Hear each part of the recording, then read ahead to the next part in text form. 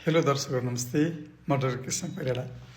हाम्रा धेरै बिरामी, खास गरी विदेशतिर बसेर नेपाल आएका बिरामीहरूले अब धेरै पढेका हुन्छन् भन्नु पऱ्यो होइन, उहाँ धेरै जान्ने हुनुहुन्छ। अनि उहाँले भन्नुहुन्छ, डाक्टर साहब मलाई टिएमजे भएछ भन्नुहुन्छ। यो सबै बिरामीले कहाँबाट बुझ्नुहुन्छ थाहा छैन। What is TMJ? केही पनि होइन।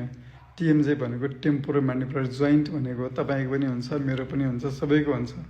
बङ्गारा भने सबैको हुन्छ। This is called TMJ. यो भनेको टेम्पोरो म्यान्डिबुलर, यो भनेको म्यान्डिबल भयो, यो भनेको टेम्पोरल एरिया भयो। टेम्पोरो म्यान्डिबुलर जोइन्ट भनेको बङ्गाराको जोर्नी भनेर हामीले बुझ्नुपर्ने हुन्छ। तर त्यसमा कहिलेकाहीँ इन्फ्लामेसन हुन्छ, खास गरी बाथ भएका बिरामीहरूमा, कहिलेकाहीँ दाँतको ट्रिटमेन्ट गर्दा मुख गरेका बिरामीहरूमा, अथवा धेरै साह्रो खाने बिरामीमा कहिलेकाहीँ यो भाग दुख्छ। त्यसलाई हामीले टिएमजे आर्थराइटिस या टिएमजे डिस्फङ्सन भनेर भन्छौँ। भनेको राम्रो फङ्सन भएन। त्यो समस्या खास गरी दाँत किट्ने मान्छे भए, यसरी चलाउने मान्छे भए यस्तोलाई बढी हुन्छ। हाम्रो दाँतको जोर्नीको मुभमेन्ट भनेको हुनुपर्छ, यस्तो होइन, यस्तो नगर्नु होला।